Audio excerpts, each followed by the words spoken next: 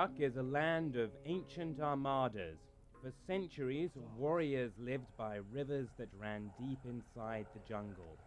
Tribesmen would rise out of the water, terrifying their enemies before disappearing once again into the darkness.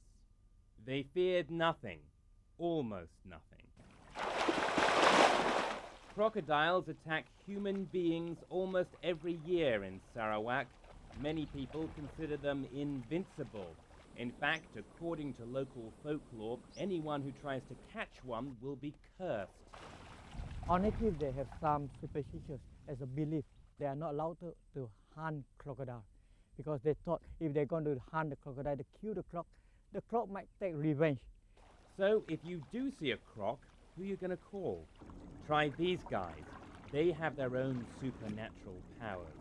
For about $150, they will paddle down the river and use what they say are black magic charms to lure crocodiles to the surface. Simangang Lia is one of the few surviving crocodile sorcerers in Sarawak. He uses a dead chicken on a hook as bait and mumbles mantras. Then there's that wooden oar. No one's quite sure if that's part of the winning formula. We call the crocodile to come out of the river by tapping on the water, but apart from that I can't tell you much more because that's a trade secret. A secret worth keeping. Not only do sorcerers catch crocs, but they say they can track down reptiles who've taken human lives. Simangang believes his spells work on a crocodile's conscience. After a while, the culprit supposedly surfaces and turns itself in. These sorcerers act as judge and jury. Take the case of Bown Sudim, found guilty in September 1988 of having committed a vicious crime. The sorcerers say the crocodiles they identify have usually killed at least once.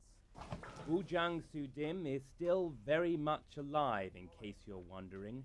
Local villagers decided, even though he was a menace, they'd spare him. Eventually, they handed Bown Sudim over to Johnson Jong. Jong loves crocs. In fact, if you're really lucky, he'll show you this enclosure where he breeds them for foreign zoos and safari parks. He thinks there's more money in live crocs than dead ones. Do you believe in the powers of the crocodile magic men? Well, I never learned this sort of thing, so I don't know how effective is the power. Powerful enough to catch Bown Sudim, today he enjoys creature comforts at Jong's own croc farm, where tourists can pay to see him. But the sorcerers, it seems, are less interested in show business. Simangang looks grave when he talks about the future of his business. Although he's proud of his abilities, this sorcerer still recognizes the need to anoint successors. If you need my services, I'm here. I'm prepared to teach anyone who wants to learn how to catch crocodiles.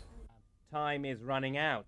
Simangang, an admired sorcerer, is 65. When he dies, so may his genius, the magic which protects innocent lives in the jungle. Andrew Brown, CNBC Business News, Sarawak.